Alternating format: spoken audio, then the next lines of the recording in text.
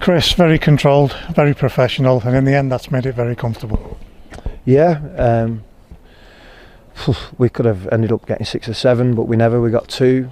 I'm just happy we kept a clean sheet, especially when the last 5 minutes, when Scunthorpe kept the ball a little bit better and got down the right hand side a little bit and got to the byline, but we managed to clear it and clean it up. But yeah, very pleased with that. Very pleased for Paul as well. So he's got 3 consecutive clean sheets, hasn't he? 3 consecutive 2-0 scorelines, so long may that continue. I'm happy with that. It is the consistency, isn't it, that makes everything that you want to do, it's key to it. Yeah, and without going on too much, what was hard with what we got hit with, because we did with 10 games called off and COVID, etc., it's very difficult to have people in them consistent ways when they've not been allowed to be consistent in behaviours.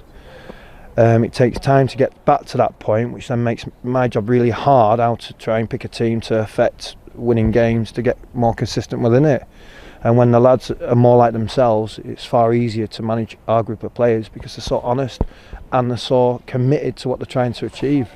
Because they've stuck to the traits, we're now seeing it again, aren't we? This consecutive run that we're on, we're seeing the good things that they've been doing all season. Yeah, and quite right, and I know they've had a bit of stick as well in that period, and well done to them for handling that period. But ultimately, we move on.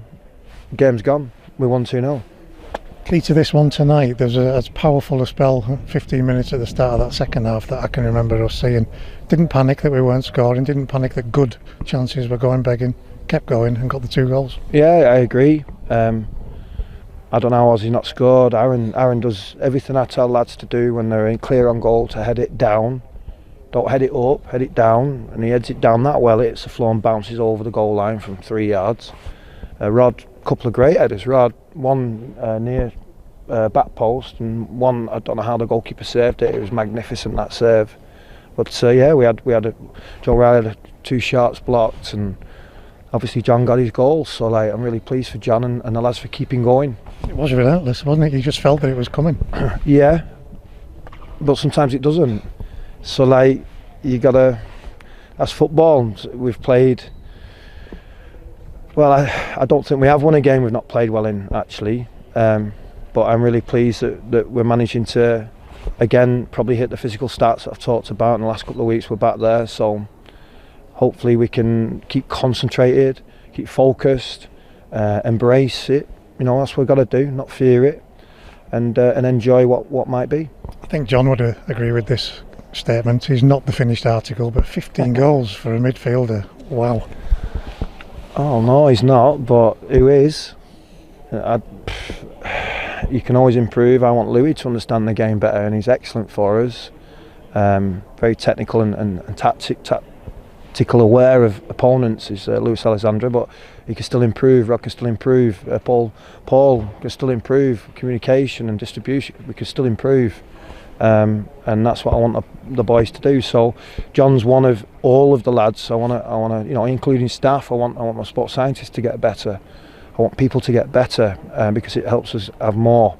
You know, we're not in a position to pay for answers. So we've got to find them and grow them and make them strong. And to be fair, that's probably one of the things I'm used to doing. So I'll just work that way. And John's one of them many people that I want to get better. Aside from you, as his own biggest critic, it's great for him to get back on the scoring trail, and like we say, 15 goals, it's just unbelievable.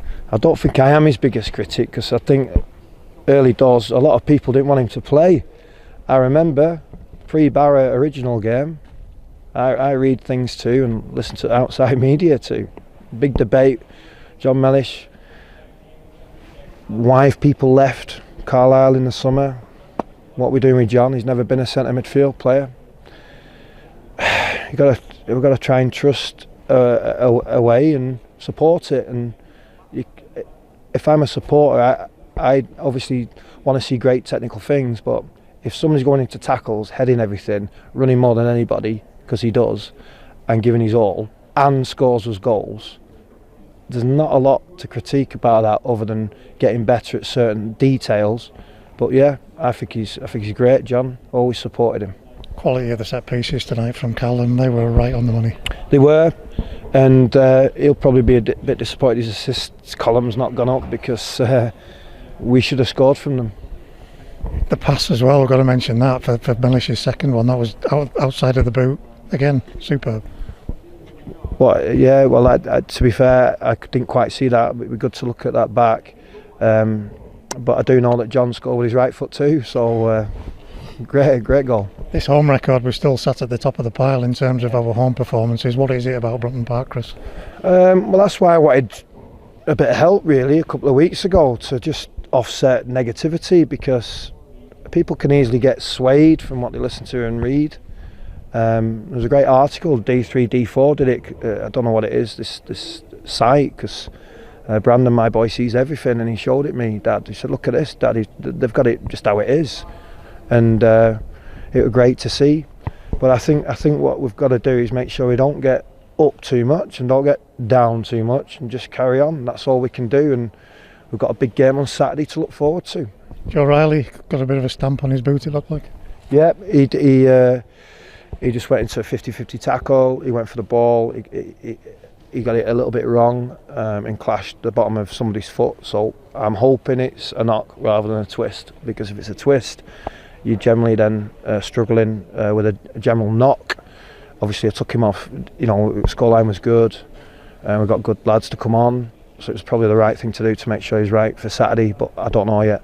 You said this already, I don't think you're going to answer it, but 9th in the table, you've already said don't get too up, don't get too down, but it is all there to play for still. Yeah, well, 8 games, so let's go and whack them as best we can, give our best account in them, make maybe a couple of changes if we need to, look at the opponent. Barrow are very dogged, and to be fair, I watched the game yesterday on TV. They did ever so well, and they'll feel unfortunate not to win that game, but they've been doing great, haven't they, under Rob, so they'll be fighting all the way. So we'll just have to give our best to see what happens. And that local derby aspect, both teams will want to win for that reason alone. Yeah, well, yeah, but no, I just want to win because it's a game of football, so it has no extra heightened thing for us. I think winning the first one early on in the season did, because it's the first one and the media built it up for 40 or 50 years or whatever it was. So I don't want to lose that, but I don't want to lose anyway. I want to win everything I possibly can try and win. And we're playing against a very competitive team that are fighting for their lives. And again, there's a lot of people know each other in both sets of teams. But yeah, we've got to respect them, and we've got to try our best against them.